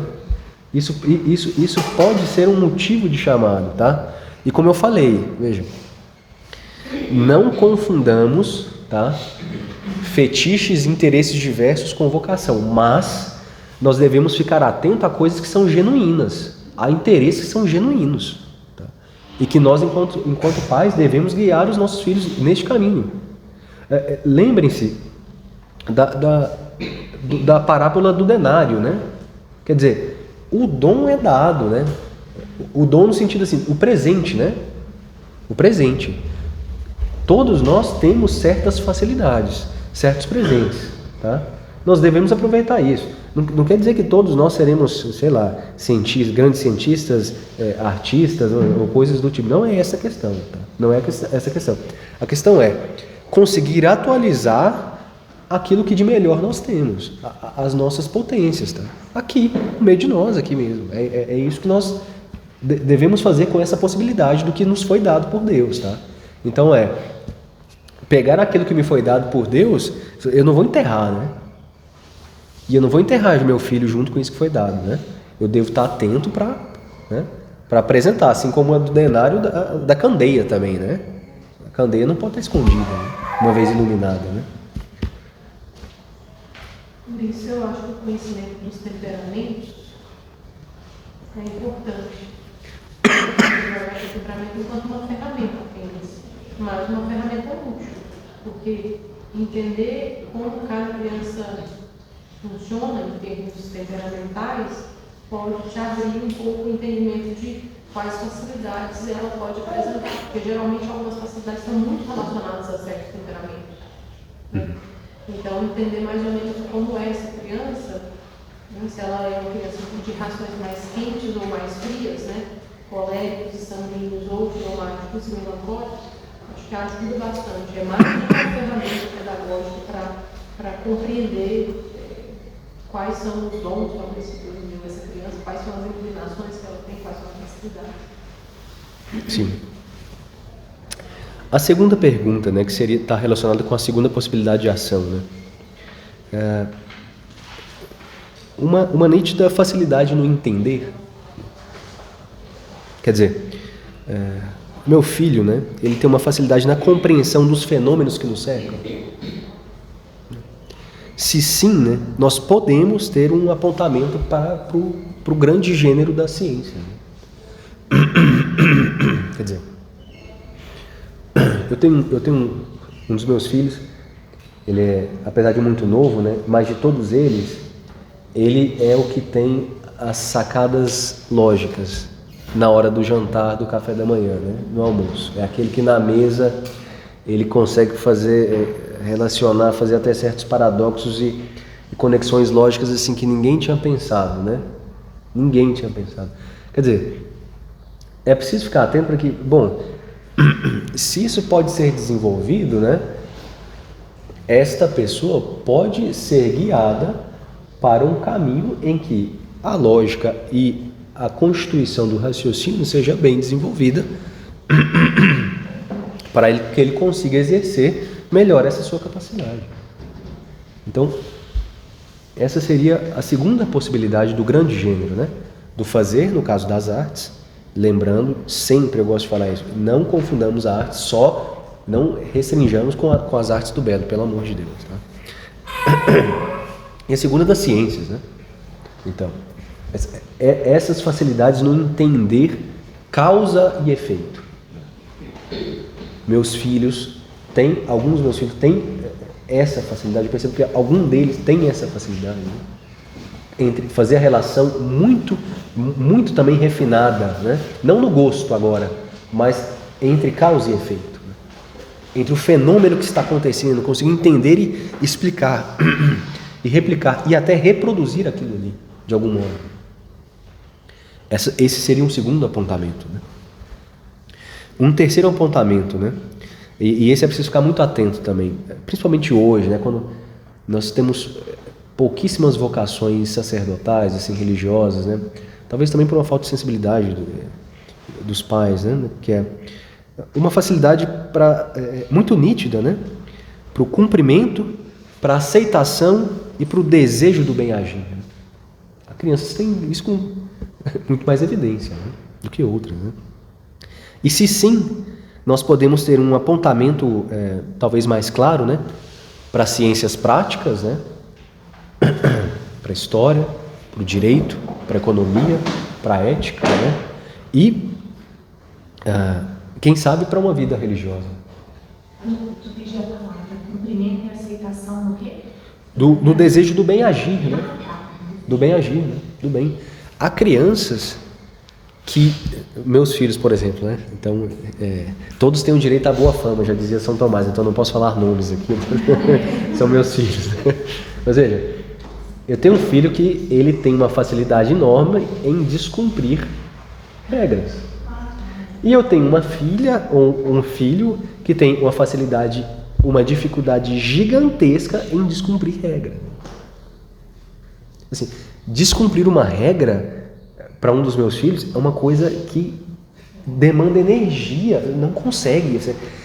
Ela, assim, a pessoa até tenta assim, olha, eu posso fazer isso, eu posso fazer, de tão difícil que é descumprir uma regra, sabe?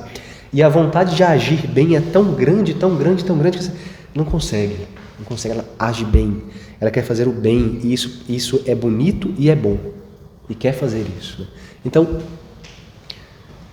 veja, é claro que isso pode ser um sinal, né?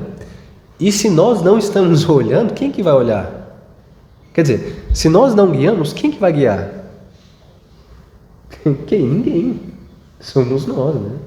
Nós é que vamos guiá-lo, né? E, veja, e nesse terceiro ponto, há uma coisa muito importante sobre o agir, que é a mímese, que é a imitação. Boa parte da educação nós temos que ter isso em mente também.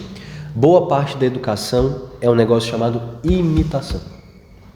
Quer dizer, quase tudo. A educação no fundo é isso. A educação no fundo é imitar. É isso. Portanto, imita-se o modelo. E em casa nós somos o modelo. E em casa nós seremos imitados. Então, o cuidado é, primeiro, a nossa ação em casa é que pautará a ação deles. A primeira coisa, né? Primeira coisa. E nós não vamos conseguir oferecer para eles os modelos artísticos, científicos e vamos dizer assim, e morais, né? Todos completos e idealizados em nós. É impossível. Então nós temos que nos esforçar para conseguir oferecer o melhor modelo que nós somos. Por isso a preocupação, desculpa, João Paulo, por isso a preocupação com a nossa formação e com a nossa vocação também. Se nós estamos pensando na vocação dos nossos filhos, nós também devemos pensar, é uma obrigação pensar na nossa, quer dizer, nós estamos no caminho, né, da santidade, da santificação, é isso que nós estamos querendo? E aí eu faço uma ligação já agora, uma seta, um apontamento para uma possível formação, uma próxima formação de um tema anexo a esse, que seria a da formação do imaginário dos nossos filhos. Por quê? Se nós não conseguimos em nós, é porque é inviável, apresentar os modelos, nós temos que apresentar modelos externos para que eles consigam imitar. Qual é o paradigma, o exemplo do modelo ideal de homem? Jesus Cristo. Quais são os outros modelos ideais de homens e mulheres? Os santos. Portanto,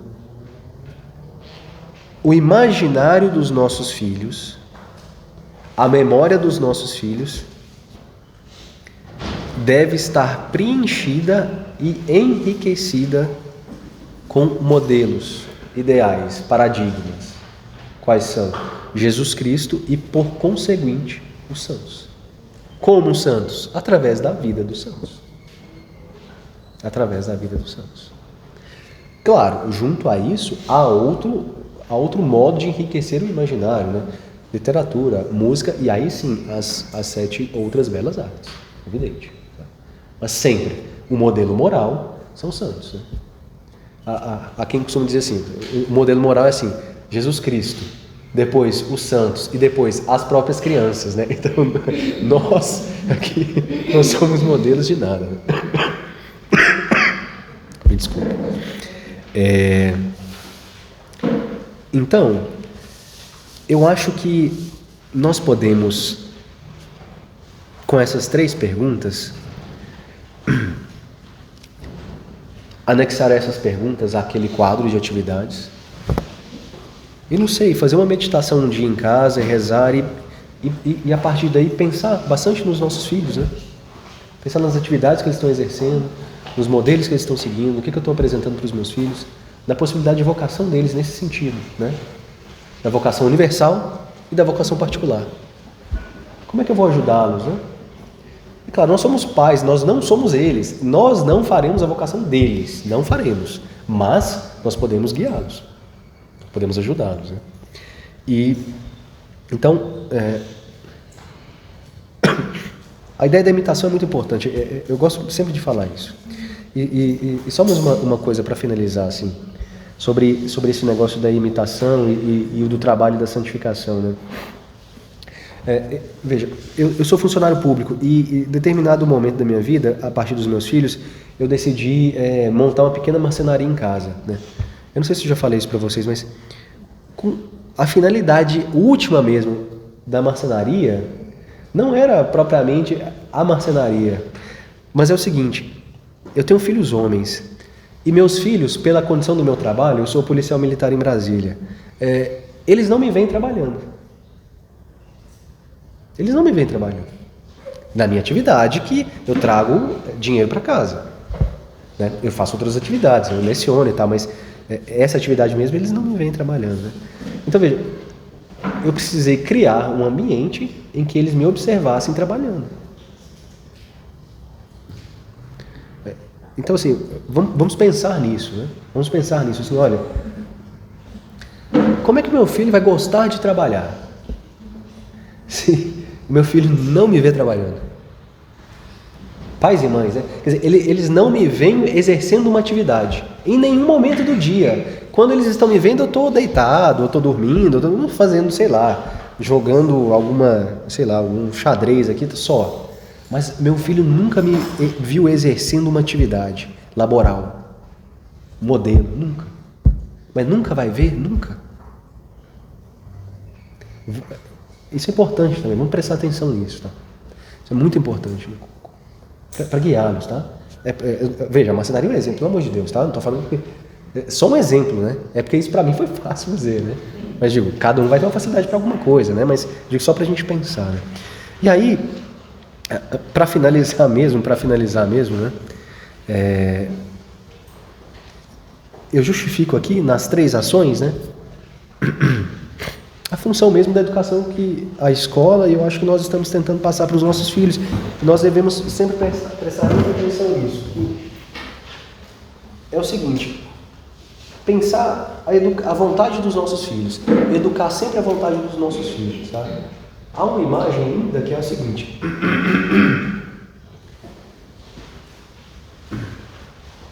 Uma pessoa pode ser um jarro, né? E nós somos constituídos de razão e de vontade. Há a possibilidade de fazer essa analogia com a fé também, em relação à vontade, mas a vontade, então, ela é um líquido que ela é vertida num jarro, que é a razão. Se a razão estiver quebrada, esse líquido vai escorrer. Ele pode até durar um tempo dentro deste jarro, mas ele vai acabar escorrendo. Tá? Por isso, a razão, tá, deve estar íntegra, bem formada. E por isso, aqui na escola, né, é que essa razão é muito bem desenvolvida. Inclusive nessa escola aqui, a vontade também. Mas lembrem-se disso.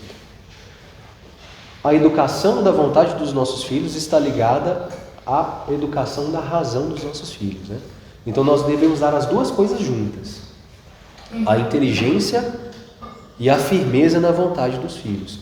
Para que quando este líquido seja vertido da vontade ou da fé no jarro, né, isso não acabe com 2 semanas, como disse o padre aqui, e não vai embora.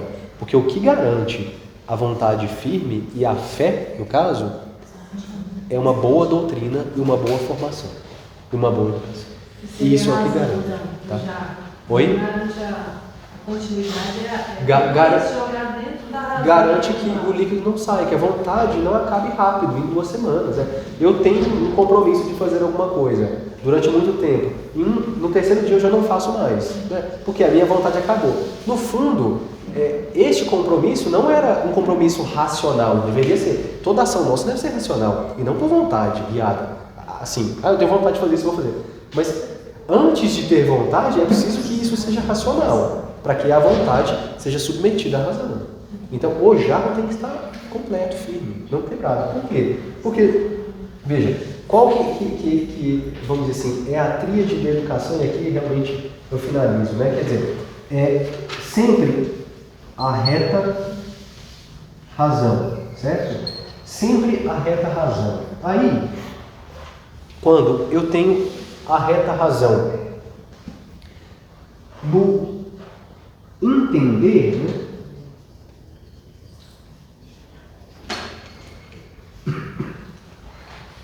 Quer dizer, é a minha capacidade de raciocínio lógico agindo para que eu tenha o quê?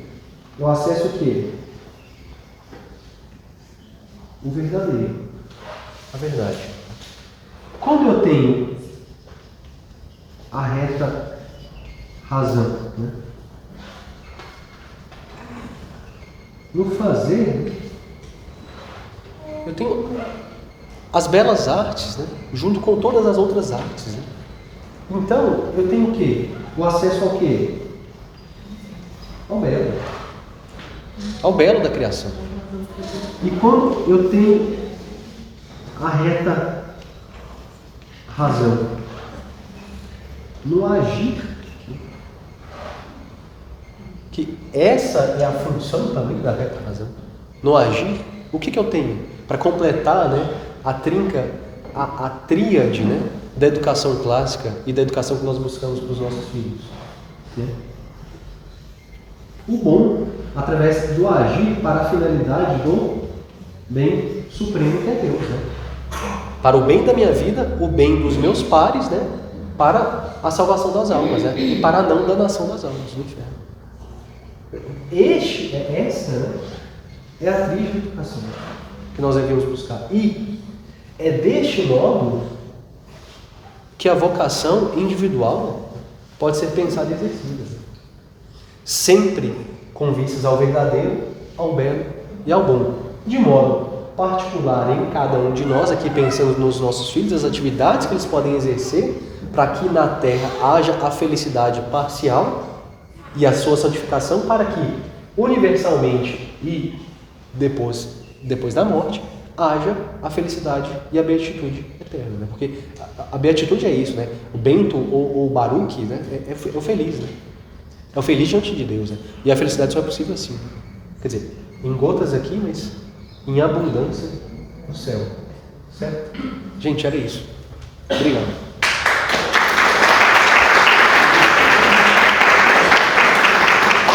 Eu não sei se nós temos tempo, já são 11h07, para alguma dúvida, alguma coisa. Eu queria acrescentar, só esse teu exemplo aí de você ter criado um trabalho para os seus filhos tiverem que trabalhar. Isso no caso porque você tem filhos homens, porque a menina também precisaria. O que você acha com relação a isso? Uma menina, se tivesse só filhas mulheres, você teria feito também isso? Seria necessário ou não? Eu acho que seria assim, menos importante nesse caso. Menina vai eu acho que seria menos importante nesse caso do que o caso dos meninos, né? Acho que certamente seria menos importante, né? Mas é claro. Para a menina é muito importante a figura do homem trabalhador também. Claro. Até para o desenvolvimento futuro. Sem dúvida. Na saúde mental, no desenvolvimento da saúde mental das crianças, fala disso, da importância da menina ver a atitude da mãe para desenvolver atitudes parecidas no seu depois, principalmente até os 7 anos, e ver uma figura paterna. Para buscar apoio nessa figura paterna, então é importante que o pai seja essa figura para as meninas. Sim.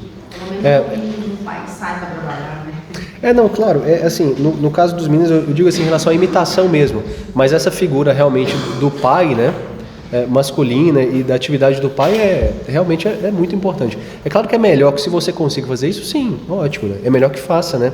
Mas é porque dos meninos há esse detalhe da imitação mesmo, né? Que não estaria diretamente ligado às meninas, mas aí realmente essa imagem do pai para as mulheres e para as meninas é muito, muito impactante, né? A segurança também, né? As filhas se sentem seguras, né? Com a presença do pai, né? Isso é muito importante. Não, vai impactar também na hora de escolher o marido lá na frente, essa vocação. Certamente. Certamente.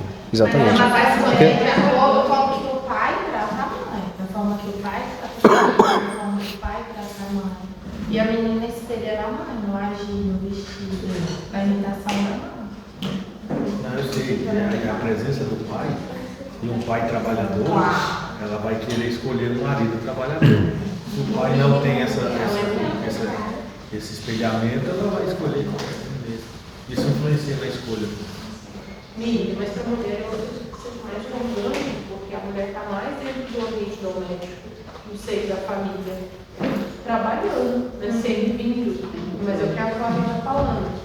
A mulher que não desempenha essa função, por exemplo, por algum motivo, né, pode faltar, principalmente para a figura da menina, essa imagem de que a mãe está trabalhando no ambiente doméstico, né, que ela exerce um servir ali. Agora, a mulher que está ali, talvez para a menina já cresça dentro, né? Uma mãe cuidar de um bebê, por exemplo. Então, só um detalhe, muito mais do que uma atividade, qual atividade, é muito mais exatamente o espírito de serviço, né? Quer dizer, é você ter espírito de serviço. Seu filho perceber que você tem espírito de serviço, né? Se você não sei lá, não é um sujeito encostado, né? Você está o tempo todo disposto a servir, né? E não ser servido, né? Acho que o ponto central é isso mesmo, né? O ponto central é isso mesmo. Tá bom? É isso. Mais alguém? Não, era justo esse exemplo específico, eu relatei que, na verdade, no início, eu percebi que tudo que era em relação ao cuidado da casa, ou ao cuidado com ele, enfim, ele sempre relacionava a uma outra pessoa que me ajudava, porque eu estava fora trabalhando, trazia só o dinheiro para aquilo, né, funcionar. E aí ele começava com a vida. No caso dele, o que eu passei a fazer? Até porque essa figura feminina e masculina, eu só passei a exercer um pouco mais o serviço de procurar fazer um bolo junto com ele, de procurar que ele me visse passando uma vassoura na casa no final de semana, para que ele visse que o cuidado não era só de terceiros, né? Agora, eu acho que isso em relação à menina, sobretudo na sociedade atual, isso se torna a necessidade de um cuidado mais delicado ainda, de um esforço um pouco maior daquela mãe que trabalha fora, para que ela não veja essa separação. Né? Não, esse trabalho aqui não é para mim, né? Eu vou estar sempre fora, isso aqui não é um serviço. É um serviço também. Claro, é um meio de santificação, né? Exato. Tem uma história que é a seguinte, São José Maria, a certo ponto, pede uma fundação de uma universidade e tal, e é fundada a Universidade de Navarra, né? E aí parece que ele vai visitar pela primeira vez e acho que alguém pergunta para ele, assim, né? Qual que atividade é a mais importante, né? É da moça que limpa o banheiro ou é do reitor, né? Numa universidade, né? A resposta dele é a seguinte, bom, quem que faz com mais amor a atividade? Né? É aquele limpa o banheiro ou é o reitor? Né? Então assim, para salvar a sua alma, é isso que importa. E só agora eu fui na lista do filme. É só uma indicação que é uma indicação de um filme sobre vocação, do Franz Capra, que é It's Wonderful Life. Eu acho que ficou como A Felicidade Não Se Compra. É isso? Vocês conhecem? Então, é um filme sobre vocação. Quer dizer, um homem que tem esse chamado, né? Assim, olha, eu acho que eu tenho alguma coisa aqui para contribuir, eu tenho alguma coisa e tal. E que sempre quando ele vai cumprir aquilo ali, surge uma obrigação que não tem a ver com aquilo que ele gostaria de cumprir. Aí ele tem que fazer a obrigação. Isso começa assim, não, agora vai dar, agora eu vou conseguir, vou sair dessa cidade e vou conseguir. Aí sempre surge alguma... Até que ele entende, veja, a minha vocação no fundo é isso. Veja, a minha vocação é cumprir o meu dever. Não é o que eu estou pensando que é a minha vocação. É cumprir a minha obrigação aqui. Comigo e com os meus aqui. É isso que é a minha vocação. Então, assim, enquanto audiovisual eu acho interessante, não tem problemas, é um bom filme, tá? É um excelente filme, na verdade. Bom não, é um excelente filme. Tá? É isso, gente, obrigado.